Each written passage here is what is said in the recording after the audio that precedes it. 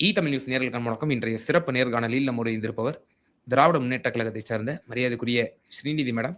Madam வணக்கம். வணக்கங்க.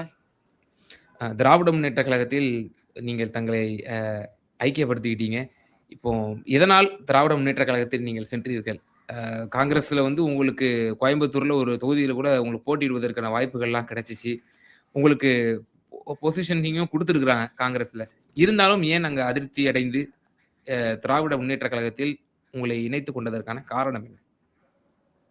அரசியல்ல ஒருத்தவங்க ஒரு மாரி பார்ப்பாங்க. ஒரு காரணத்துக்காக எல்லாரும் அரசியல்ல பணியாற்றுவாங்க. அப்படி இருக்கும் பொழுது பார்த்தீங்கன்னா, 2021ல காங்கிரஸ் கட்சியில நான் சேர்ந்திருந்தேன். மே மாசம் சேர்ந்திருந்தேன். 5 வருஷம் கரெக்ட்டா முடியும்போது, கரெக்ட்டா தேர்தல் வருது. சிங்காநல்லூர் தொகுதியில வேட்பாளரா அறிமுகம் செய்றாங்க. அதுக்கு ஒரு முக்கிய காரணம் திரு ராகுல் காந்தி அவர்கள் இளைஞர்களுக்கு வாய்ப்பு குடுக்கலாம். ஏன்னா, தொடர்ந்து அந்த மாவட்டத்துல கோஷ்டி பூசல் நிலவிட்டே இருக்கு. தமிழ்நாடு காங்கிரஸ் கமிட்டியில பல்வேறு கோஷ்டிகள் இருக்கிறது எல்லாருக்கும் தெரியும். அப்ப தொடர்ந்து 3 முறை காங்கிரஸ்க்கு கோவை மாவட்டத்த குடுத்தும், 3 முறையுமே நம்ம அத தோல்வியுற்றிருக்கோம். அதுக்கு என்ன காரணம் அப்படின்னு பார்த்தீங்கன்னா, பல்வேறு கோஷ்டிகள் அங்கே நிலவியது ஒரு முக்கிய காரணமா இருந்தது. அப்படி இருக்கும் பொழுது, நானு இளைஞர் காங்கிரஸ்ல மாநில செயலாளரா இருந்தேன். அப்புறம் சில ஸ்டேட்ல வொர்க் பண்ணதுனால, தேசிய செயலாளரா எங்கள ப்ரமோட் பண்ணாங்க. ப்ரமோட் பண்ணி எனக்கு இந்த சீட்டு வந்தது. எனக்கு மட்டும் இல்ல, இன்னொரு நிர்வாகிக்கும் இளைஞர்களுக்கு ஒரு 4 பேருக்கு வந்தது. ஆனால் அவருடைய எண்ணம் நல்லதா இருந்தாலுமே, இங்க திரும்பவும் எலக்ஷன் ஃபேஸ் பண்ண நாளுல இருந்து, அதாவது இன்ஃபாக்ட் சொல்லப் போனோம்னா, என் பேர் அனௌன்ஸ் பண்ற நாளுக்கு முன்னாடி இருந்தே எனக்காகட்டும், மாநில தலைவராகட்டும் எல்லாருக்குமே ஒரு பிரச்சனைகள சில தலைவர்கள் தொடர்ந்து தமிழ்நாடு காங்கிரஸ் கமிட்டில பண்ணிட்டு இருந்ததா நம்ம பார்த்திருக்கோம். அப்ப இந்த தேர்தலை ஃபேஸ் பண்ணும்போதும் பல்வேறு இன்னல்கள் இருந்தது. அப்ப அத முடிச்சுட்டு பல்வேறு காரணங்கள சொல்லலாம். திமுகல இணைஞ்சதுக்கு பல்வேறு காரணங்கள சொல்லலாம். அண்ட் இது it is not an easy decision. ஏன்னா, இப்ப அரசியல்ல இருப்பவருக்கும் சரி, பொதுமக்களுக்குமே நல்லா தெளிவா தெரியும். இன்னைக்கு காங்கிரஸ் விஜய் அவர்கள் கூட்டணியில இருக்கு. விஜய் ஆட்சி அமைச்சாச்சு. பல்வேறு ஆதாயங்களும், அதிகாரங்களும் அந்த கட்சியில பயணம் செய்வர்களுக்கு கிடைக்கும். இருப்பினும் தோல்வியுற்று இருந்தாலும் திமுக தான் வேணும் அப்படின்னு சொன்னதுக்கு பல்வேறு யோசனைகளை எடுத்து இது ஒரு கொள்கை ரீதியான எடுத்த முடிவுதான். ஏன்னா, நான் ஆரம்பத்துல சொன்ன மாதிரி அரசியலுங்கிறது சில பேர் ஒரு பேருக்கு இருக்கலாம், புகழுக்கு இருக்கலாம், பணத்துக்காக இருக்கலாம். ஆனா நான் வெளிநாட்டுல படிக்கிறதுக்கு வாய்ப்பு எல்லாம் கிடைச்சு, அங்க நான் இருந்த தொகுதி அந்த ஸ்டாட்ஃபோர்டுங்கிற கான்ஸ்டிடுவன்சிலலாம் பெண் எம்பிக்கள் இருந்தாங்க. தமிழ் பெண்கள் ரொம்ப சர்வசாதாரணமா பெண்கள் அரசியல்ல ஈடுபட்டிருந்தாங்க மேலை நாடுகள்ல. அப்ப அத பார்க்கும்போது ஒரு ரொம்ப மோட்டிவேஷனோட, இங்க அவ்வளவா ஃபர்ஸ்ட் ஜெனரேஷன் விமன் பாலிட்டிஷியன் இல்ல, நம்ம ஒரு ரோட் லெஸ் டிராவல்டு எடுக்கணும் அப்படின்ற பல்வேறு கனவுகளோட தான் நான் காங்கிரஸ் கட்சியில இருந்தேன். இணையும் பொழுது பாத்தீங்கன்னா, மத்தியிலயும் காங்கிரஸ் ஆட்சியில இல்ல, மாநிலத்திலயும் இல்ல. இன்ஃபேக்ட் தெலுங்கானா, கர்நாடகா எதுவுமே கிடையாது. ஏன்னா, அந்த அளவுக்கு ஒரு பவர் மேல ஒரு மோகமோ அப்படி இருந்திருந்தா நம்ம மத்தியில அன்னைக்கு பாஜக, மாநிலத்துல திமுக, சோ அந்த கட்சிகள்ல இணைஞ்சிருப்பேன். உண்மையிலேயே 2021ல காங்கிரஸ் கட்சி இணைஞ்சதுக்கு காரணம் கொள்கை ரீதியாக அது ஒரு anti RSS, anti BJP stand உள்ள பார்ட்டி அப்படின்னு சொல்லிதான் எடுத்துச்சு. ஆனால் தொடர்ந்து பாத்தீங்கன்னா விஜய் கூட்டணிக்கு மாறினாங்க. அப்ப இந்த விஜய் கூட்டணிக்கு மாறும் பொழுது ஆர்எஸ்எஸ் கைப்பிள்ளை என்று சொல்லக்கூடிய விஜய் கூட்டணிக்கு மாறுறாங்க. இதுல ராகுல் காந்தி காங்கிரஸ் கட்சியினுடைய ஸ்டாண்டு கைப்பிள்ளை தானா? ஆர்எஸ்எஸ் கைப்பிள்ளை தான் விஜயா? இது ஏன் தேர்தலுக்கு முந்தைய உள்ள நிலைப்பாடு அதுதானா?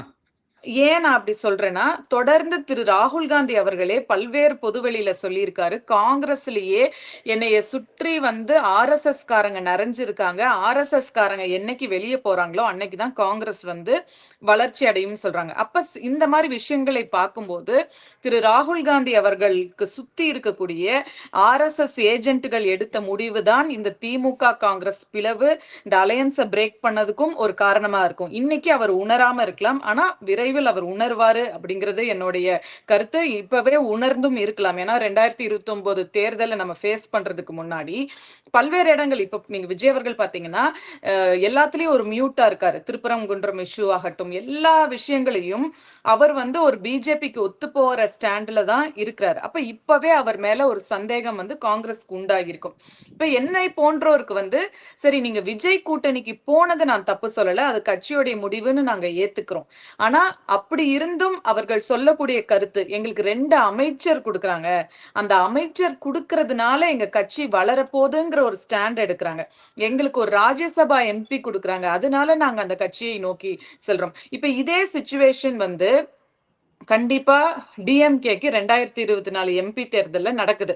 ஏன்னா நம்ம இங்க 40 சீட்டு திரு ஸ்டாலின் அவர்கள் கூட்டணியில ஜெயிக்கிறாங்க. என்டிஏ கவர்மெண்ட்ல மோடிக்கு சீட் கம்மியா இருக்கு. அப்ப அதனால தான் மோடி அவர்களுக்கு சீட் கம்மியா இருந்ததுனால தான் 25, 26 சீட் வந்து நிதிஷ் அவர்களும், சந்திரபாபு நாயுடு அவர்களும் குடுக்குறாங்க. அப்ப அந்த சமயத்துல காங்கிரஸ் கூட்டணி வந்து ஜெயிக்காது. அவங்களுக்கு வெறும் 50 சீட்டு தான் இருக்குன்றப்பயும், 40 சீட்ட வந்து டிஎம்கே வந்து காங்கிரஸ்க்கு குடுத்துச்சு இல்லையா?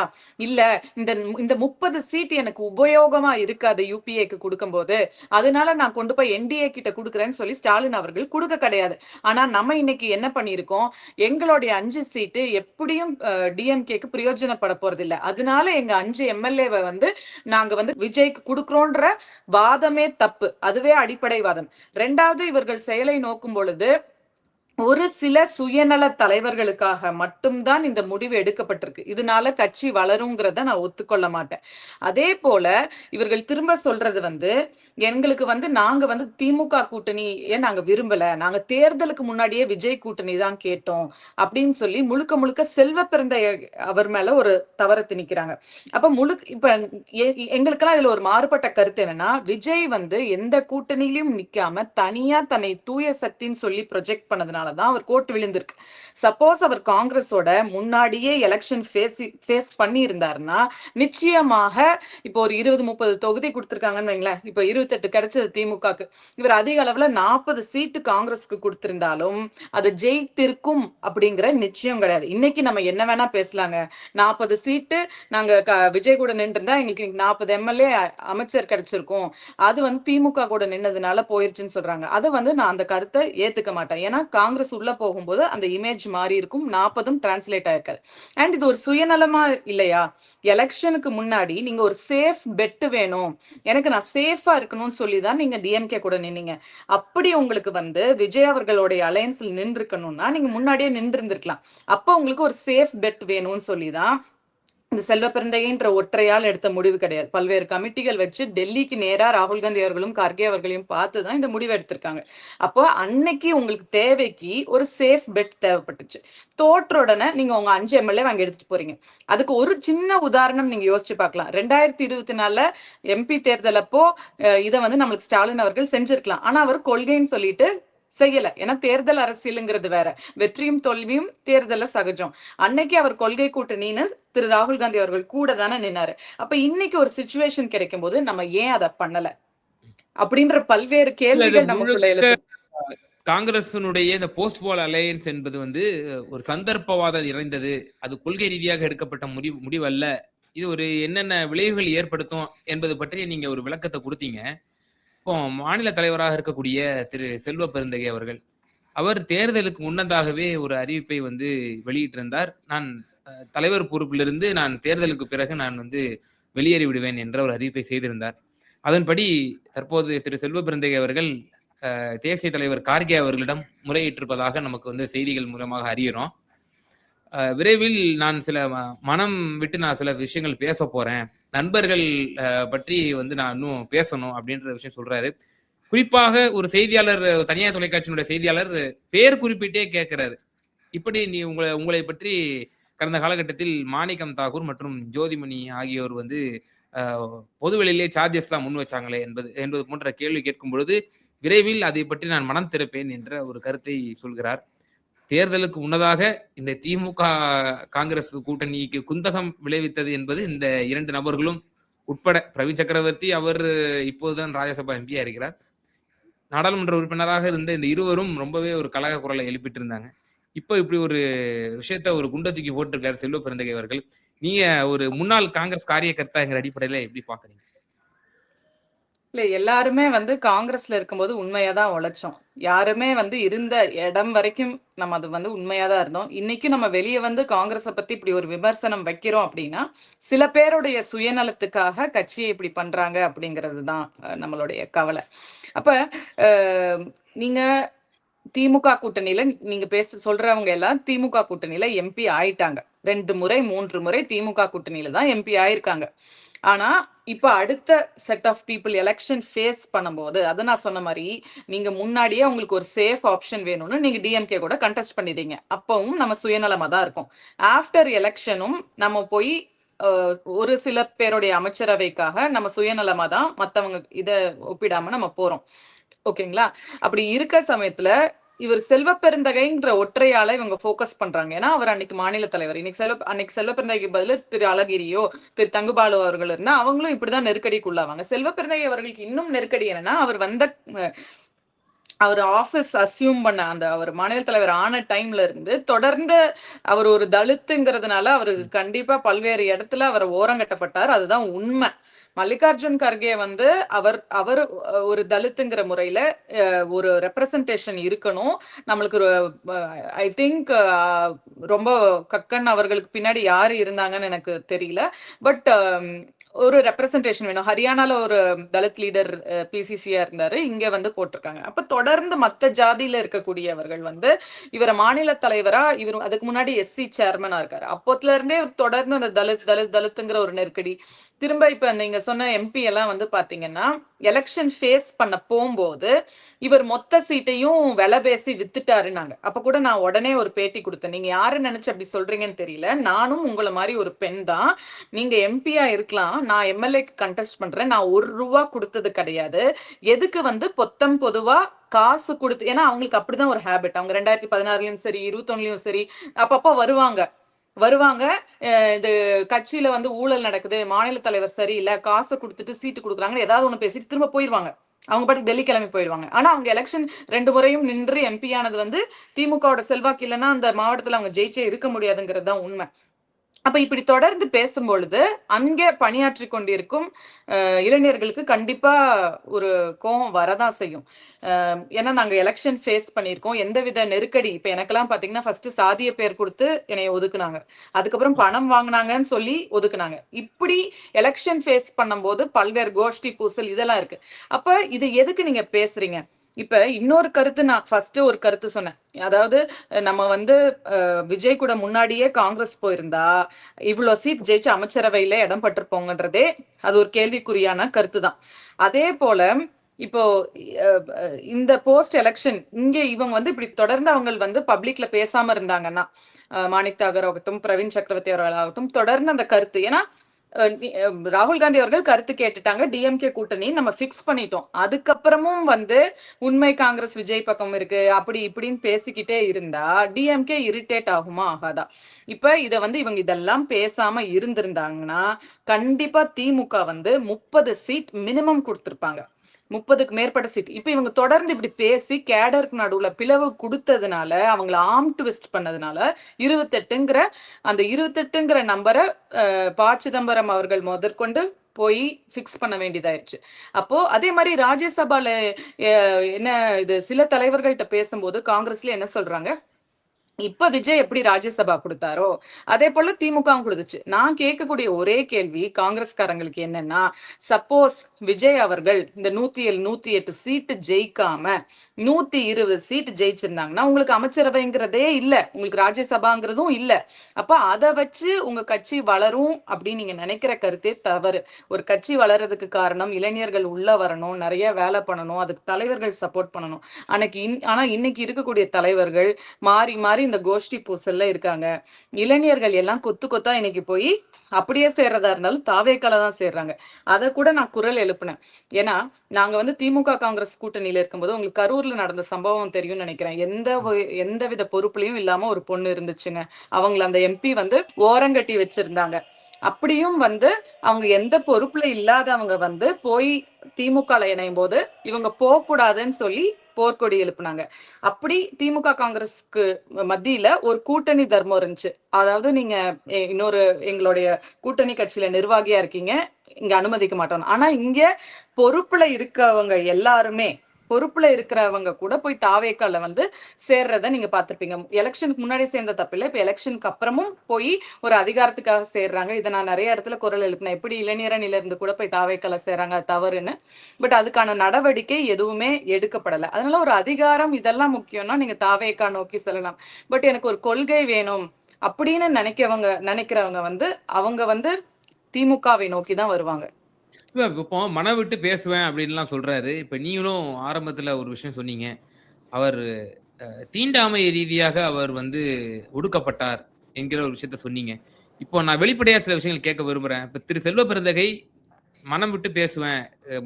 மாணிக்கம் தாகூர் மற்றும் ஜோதிமணி ஆகியோர் விவகாரத்துல அப்படின்னு சொல்லும்பொழுது, ஒரு மாநில தலைவர் இந்த 21வது நூற்றாண்டில் ஒரு காங்கிரஸ் தலைவர் தீண்டாமைக்கு உள்ளாக்கப்பட்டாரா? அப்படிங்கிற ஒரு கேள்வி இருக்கு. இப்போ இவங்க திட்டமிட்டே ஜோதிமணி மற்றும் மாணிக்கம் தாக்கூர் இவர் தலைவரா இருக்காரு அப்படிங்கிற காரணத்திற்காகவே அவர வந்து முறையா ஒழுங்கா பணி செய்ய விடாம, இன்னும் சொல்லப்போனால் பல சீர்திருத்தங்கள் கொண்டு வருவதற்கு இவர் தலைவராக இருந்த காலகட்டத்தில் வந்து அவரு அந்த பஞ்சாயத்து கமிட்டி என்று நினைக்கிறேன். அந்த மாவட்ட ரீதியாக கூட அவர்கள் வந்து செயல்படுத்த நினைத்தார். ஆனால் அவர் நினைத்ததை சாதிக்க முடியவில்லை. காரணம் அந்தந்த மாவட்டத்தில் இருந்த தலைவர்கள் இவரை தீண்டாமை ரீதியில் இவர்கள் அணுகுனாங்க அப்படிங்கிற சார்ஜஸ் வந்து உங்களை போன்றவே நீங்கி விலகி இருந்த திரு அலிமல் புகாரி போன்றவர்கள் பொதுவெளியில முன்வைக்கிறாங்க. இப்போ என்னுடைய கேள்வி அதுதான். இப்போ இந்த சார்ஜஸ் அப்பட்டமாக அவர் தீண்டாமை ரீதியான சார்ஜஸ் தான் வைக்கிறாரா அம்மையார் ஜோதிமணி மற்றும் திரு மாணிக்கம் தாகூர் அவர்கள் மீது? அதாவது இவங்கெல்லாம் வந்து எல்லா பதவியும் அனுபவிச்சுட்டாங்கங்க. எல்லாம் திமுக கூட்டணியில நின்னு 1, 2, 3 தடவை எம்பி ஆயிட்டாங்க. திமுகவுடைய மதசார்பற்ற முற்போக்கு கூட்டணி செல்வாக்குல எம்பி ஆயிட்டாங்க. அதனால அவங்க என்ன வேணா பேசுவாங்க. அவங்க ஒருத்தவங்களுக்கு வளர்ந்து வரவங்களுக்கு ஒரு அலிகேஷன் வைப்பாங்க. இப்ப நான் வந்து ஒரு பொண்ணு, இந்த ஜோன்ல வளர்ந்து வரேன் அப்படின்றப்ப அவங்க ஃபர்ஸ்ட் வச்ச அலிகேஷன் சாதி ரீதியா என்னைய ஒரு பேர் அடையாளம் கொடுத்து என்ன ஒதுக்குனது, பணம் கொடுத்தாங்கன்னு சொல்லி ஒதுக்குனது. இதுதான் அவங்களுடைய டாக்டிக்ஸ். அப்ப செல்வ பெருந்தைக்கு அவங்க யூஸ் பண்ண டாக்டிக்ஸ் வந்து என்னன்னா அவங்க நிறைய பணம் வாங்குறாங்க, பெருந்தொகை அப்படின்னு எல்லாம் பேசுறாங்க. இதெல்லாம் என்ன இதுன்னு எனக்கு தெரியல. அப்படி வந்து அவர் மேல ஒரு அலிகேஷன் இருந்தா ஃபர்ஸ்ட் அவர் எப்படி வந்து மல்லிகார்ஜுன் கார்கே மற்றும் ராகுல் காந்தி அவர்களுடைய நன்மதிப்பை பெற்றுதானே அவர் பிசிசி ஆயிருக்காரு. நீங்க எல்லாமே மாநில தலைவரா ஆக முடியாத சூழ்நிலையில இவர் பேரை ராகுல் காந்தி அவர்கள் வந்து நியமிச்சிருக்காருன்னா அப்ப அவர் மேல இருக்கக்கூடிய ஏதோ ஒரு நம்பிக்கையில தான் நியமிச்சிருக்காரு. அப்ப நீங்க அவரை கேள்வி கேட்கறதே முதல்ல நீங்க ராகுல் காந்தி அவர்களை கேள்வி கேட்கிற மாதிரி ஆகுது. சரி, மாநில தலைவரா போட்டாச்சு, அவருக்கு நீங்க உங்க ஒத்துழைப்பை கொடுக்கணும். இப்போ கேண்டிடேட்ஸ்க்கு ஒத்துழைப்பு கொடுக்கணும். ஒரு எம்பியா டிஎம்கேல இருக்கிற எம்பிஸ் கூட எங்களுக்கு வந்து வேலை பார்க்குறாங்க. ஆனா காங்கிரஸ்ல இருக்கிற எம்பிஸ் எங்களுக்கு ஒன்றும் சப்போர்ட் பண்ண கிடையாது. இதுல வந்து கார்த்தி சிதம்பரம் மாதிரியான ஆட்கள் வந்து உண்மையிலேயே கட்சி வந்து வளரணும்னு சொல்லிட்டு எங்களுக்கு எல்லாருக்கும் சப்போர்ட் பண்ணது உண்டு. ஆனா இந்த எம்பிஸ் வந்து தான் அதுல பலன் அடைஞ்சிட்டு மீதி இருக்கிறவங்க யாருக்குமே அதுல சப்போர்ட் பண்றது கிடையாது. பொது வெளியில வந்து பேசுறது, அப்படி கட்சியை மீண்டும் மீண்டும் இது பண்றாங்க. நீங்க சொன்ன மாதிரி செல்வ பெருந்தகை அவர்கள் அவருக்கு கிடைத்த அந்த குறைந்த 2.5 ஆண்டு காலத்துல நிறைய விஷயங்கள் பண்ணியிருக்காரு. ஃபார் எக்ஸாம்பிள் சொல்லணும்னா தமிழ்நாடு காங்கிரஸ் கமிட்டியோடைய கஜானால அவர் கையே வைக்கல. தன்னுடைய சொந்த செலவுல தான் எல்லா பக்கமும் போயிட்டு வந்தாரு. பல்வேறு சொத்துக்களை மீட்டு கொடுத்திருக்காரு. அதுக்கு வந்து திரு ராகுல் காந்தி அவர்கள் மேலிடம் ரொம்ப அப்ரிஷியேட் பண்ணது. அந்த சட்ட சிக்கல் இருந்த சொத்து பிரச்சனைகளை காங்கிரஸ் கமிட்டியோடைய சொத்தை வந்து மீட்டு கொடுத்திருக்காரு. அந்த விஷயங்களை பண்ணியிருக்காரு. அதே போல ஃபுல்லா டூர் பண்ணி அந்த ஸ்ருஞ்சன் அபியான் அப்படிங்கிற விஷயத்துல புது புது மாவட்ட தலைவர்களை போட்டாங்க. அதே போல கேண்டிடேட்ஸ் அனௌன்ஸ் பண்ணும் போதும் பெண்களுக்கு கொடுக்கணும், புதுமுகத்துக்கு வாய்ப்பு கொடுக்கணுங்கிற ஒரு கோரிக்கையை அவர் தலைமையிடம் வைக்கிறார். அப்படி சொல்ல போகும்போது அவர் எதுவுமே என்ன ஸ்கோப்ல இருக்கோ அந்த ஸ்கோப்ல அவர் நல்லா தான் கட்சி வளர்த்தாருன்னு சொல்லுவோம். இப்போ ஒன்றும் அவருக்கு வந்து 40% ஓட் பேங்க காங்கிரஸ் கையில கொடுத்து அந்த 40% அவர் 4% ஆக்கல. என்ன ஓட் பேங்க் இருந்ததோ அதுக்கு அவங்க எப்படி ஸ்கோப்ல ஒர்க் பண்ண முடியுமோ அதைத்தான் அவர் ஒர்க் பண்ணாரு. அவர் போக்குல விட்டுருந்தா இந்த 28 சீட்டுங்கிறத அவர் 35 கூட அவரும் ப சிதம்பரம் அவர்களும் வாங்கி கொடுத்துருப்பாங்க. நீங்க நடுவுல பேசி குழப்பி தான் அது வந்து இந்த சீட் ரேஷியோவே ரொம்ப கம்மியாச்சு.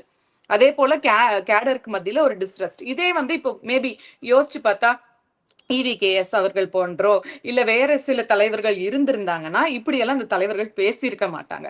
அப்போ இவரு செல்வ பெருந்தகை ஏன்னா வேற யாருக்குமே அவர்கிட்ட பிரச்சனை இல்லையே! சிதம்பரத்துக்கோ, கார்த்தி சிதம்பரம் அவர்களுக்கோ, அதுபோல இருக்கக்கூடிய மத்த டால் லீடர்ஸ்க்கு வந்து செல்வ பெருந்தகை மேல எந்த குற்றச்சாட்டும் அவங்க வைக்கல. இப்ப தொடர்ந்து குற்றச்சாட்டு வச்சுட்டு இருந்தவங்க, நீங்க சொல்ற சில நபர்கள் தான். ஏன்னா அவங்க வந்து அந்த மாநில தலைவர்ங்கிற ரேஸ்ல இருக்காங்க. அவங்களுக்கு வந்து ஒரு இடம் சொல்லணும். அப்ப தொடர்ந்து இந்த மாரியான விஷயங்களை அவருக்கு எதிரா பேசிட்டு இருந்தாங்க. அது வேற செயல்பாடு குறை சொல்லியிருந்தா கூட தவறில்ல. பட் இந்த மாரி ஃபைனான்ஷியல் அலிகேஷன் சொல்றது, ஜாதி ரீதியா ஒடுக்குறது, அது வந்து முற்றிலும் தவறு. ஏன்னா அவர் இருந்த பீரியட்ல எ எலக்ஷன்ஸ் எல்லாமே அவங்க ஜெயிச்சு தான் குடுத்துருக்காங்க. அவர் இருந்த பீரியட்ல அப்பதான் பார்லிமென்டரி எலக்ஷன்ஸ் வருது. நம்ம ஒ எல்லா 9, 10 சீட்டும் நம்ம ஜெயிச்சிருக்கோம். ஸோ மேம் இப்போ மாநில தலைவராக இப்போ அவர் வந்து நான் ரெசிக்ன் பண்ணிக்கிறேன் அப்படின்னு அவர் வந்து முறையிட்டு இருக்கிறாரு. இப்போ அடுத்தபடியா அவரு திராவிட முன்னேற்ற கழகத்துல அவரும் இணைச்சிக்க போறாரு அப்படிங்கிற தகவல் தொடர்ந்து 2, 3 மாதங்களாக வந்து கொண்டிருக்கின்றன. ஆஃப்டர் இந்த எலக்ஷன் ரிசல்ட்டுக்கு பிறகு அப்படின்னு தான் நம்ம சொல்லணும். ஸோ அது எந்த அளவுக்கு உண்மைத்தன்மை வாய்ந்ததுன்னு நீங்க நினைக்கிறீங்க? மேலும் தமிழ்நாடு காங்கிரஸ் கமிட்டியின் தலைவராக மாணிக்கம் தாகூர் அவர்கள் பொறுப்பேற்க போகிறார். அப்பதான் திமுகவ வந்து நல்லா திட்ட முடியும். செல்வ பெருந்தகையோ, இல்ல அந்த மாரி மைண்ட் செட் கொண்ட ஆட்களோ நம்ம பணிய அமர்த்திட்டோம் அப்படின்னா, அவங்க வந்து இன்னும் திமுகவோட மைண்ட் செட்லயே இருப்பாங்க அப்படிங்கிற ஒரு கருத்து சொல்லப்படுதே. இது எப்படி பார்க்குறீங்க? மாநில தலைவர் மாற்றம் ஆகுறதுனாலலாம் கட்சி வளராதுங்க. அது வந்து இந்த காலகட்டத்தில அது நான் அத ஒத்துக்க மாட்டேன். ஏன்னா, இன்னைக்கு நீங்க கூட்டணியில இருக்கீங்க. நீங்க எந்த மக்கள் அரசியலும் உங்கனால பண்ண முடியாது. ஏன்னா, பல்வேறு விஷயங்கள்ல நீங்க மியூட்டா தான் இருக்கணும். இப்ப குதிரை பேரம் பண்றாங்க. ஆனா, கூட்டணிங்கிறதுனால நீங்க வாய் பேசாம இருக்கீங்க. ஜோதிமணி அம்மையார் வந்து இதுக்கு எதிர்வினை ஆற்றுனாங்களே, இந்த ஹார்ஸ் ரைடிங் விவகாரத்துல. எதிர்வினை ட்வீட்ல பண்ணா பத்தாதுங்க. முதல்ல ஃபோன் எடுத்து எல்லா கட்சிக்காரங்களுக்கும் ஃபோன் எடுத்து கட்சிய வளர்க்கணும். நீங்க இது என் குற்றச்சாட்டு மட்டும் இல்ல. என்னுடைய வீடியோக்களை பல காங்கிரஸ்காரங்களும் பார்த்து அப்ரிஷியேட் பண்றதுக்கு காரணம் என்னன்னா, இதுதான் உண்ம. ஒரு கட்சி வளரணும்னா, அங்க இருக்கக்கூடிய தலைவர்கள், அந்த நிர்வாகிகள் கூட பேசி, உண்மையிலேயே நீங்க கட்சிய வளர்க்கணுங்கிற எண்ணம் இருந்தா மட்டும் தான் அந்த கட்சி வளரும். சும்மா நீங்க கூட்டணி ஏல இருந்து பிக்கு மாறுனீங்கனாலாம் உங்களுக்கு ஒண்ணும் அது வந்து வொர்க் அவுட் ஆகாது. அதனால செல்வ பெருந்தகை அவர்களை பொறுத்தவரைக்கும் தன்னுடைய பொண்ணோட திருமணம் 2 நாளைக்கு முன்னாடி நடந்தது. அதுக்கு திரு விஜய் அவர்களுக்கும் பத்திரிக்கை வச்சிருந்தாரு. முன்னாள் முதலமைச்சர் ஸ்டாலின் அவர்களுக்கும் பத்திரிக்கை குடுத்தாங்க. ஆனா அந்த கல்யாணத்துக்கு திரு விஜய் அவர்கள் போகவே இல்ல. சோ இதெல்லாம் நீங்க முக்கியமா வச்சிருக்க கூட்டணியோடைய தலைவர் அவரு. Whatever said and done அவர் தான் உங்க மாநில தலைவர் இல்லைங்களா? அப்ப அந்த இடத்துல அந்த அளவுக்கு கோஷ்டி பூசல் காங்கிரஸ்குள்ளே நிலவி இருக்கு. அப்ப ஒரு சுப நிகழ்ச்சிக்கு கூட ஒரு முக்கியத்துவம் குடுத்து அவர் வந்து அந்த இடத்துல விஜய் அவர்கள் போவே இல்ல. இது ரொம்ப மனசுக்கு கஷ்டமான விஷயம் தானே. ஏன்னா, இன்ஃபாக்ட் எங்கள மாரி அவர் தோல்வியுற்று இருந்தாலும், அடுத்த நாள் கூட்டணி மாறி இருந்தாலும், கட்சியுடைய தலைமை சொல்லிருச்சுன்னு சொல்லிட்டு, உடனே தன்னுடைய நிலைப்பாட மாத்திட்டு போய் விஜய் அவர்களை சத்தியமூர்த்தி பவன்ல அவர் வர வச்சதாகட்டும், சந்திச்சதாகட்டும், தொடர்ந்து அவர்களோட என்கேஜ் பண்ணிட்டு தான் இருந்தாரு. கூட்டணி மாறுனதுன்றதுக்காக இவர் எந்த போர்க்கொடியும் தூக்கல. செல்வ பெருந்தகை தொடர்ந்து டிராவல் பண்ணிட்டு தான் இருந்தார் மாநில தலைவரா. அப்படி இருப்பினும் அவங்க வீட்ல இருக்கக்கூடிய ஒரு திருமண நிகழ்ச்சி கூட விஜய் அவர்கள் வர மறுக்கிறார். எனக்கு தெரிஞ்சு இவங்கள தொடர்ந்து அவர் ஓரங்கட்டப்பட்டார். 3 வருடம் அவருடைய செயல்பாடு வந்து நல்ல விதமாக இருந்தாலும் அவர் ஓரங்கட்டப்பட்டார். அவருடைய ஸ்கோப்புக்கு அவ்வளவுதான் பெர்ஃபார்ம் பண்ண முடியும். இப்ப நம்ம வந்து காங்கிரஸ் வந்து ஆளுங்கட்சியும் கிடையாது, எதிர்ங்கட்சியும் கிடையாது. அப்ப இருக்கக்கூடிய அந்த ஸ்கோப்ல ஒரு கூட்டணி கட்சியா என்ன ஒர்க் பண்ண முடியுமோ, அதத்தான் அவர் பண்ணாரு. அத கெடுதலா பண்ணல. அவர் குடுத்த ஒர்க்க ஓகே, கரெக்ட்டா, நீட்டா தான் பண்ணியிருந்தாரு. பட் இப்ப வந்து இருக்கக்கூடிய சூழ்நிலையில என்னை போன்றோருக்கு கேட்டீங்கன்னா, ஒரு சுயமரியாதையோட நம்ம செயல்படணும்னா, எனக்கு தெரிஞ்சு அவர் அங்க ரிசிக்னேஷன் குடுத்துட்டாரு அப்படிங்கிறத கேள்விப்பட்டேன். பட் கார்கே அவர்களுக்கு அவருடைய வேலை பத்தி நல்லா தெரியும். அவருடைய வொர்க் பத்தி தெரியும். அதனால போக விடாம இருக்கிற சூழ்நிலை நிலவுவது போல தெரிகிறது. பட் அண்ணன் வந்து திமுகவுக்கு வந்தா ரொம்ப சந்தோஷம் அப்படின்னு தான் நான் சொல்லுவேன்.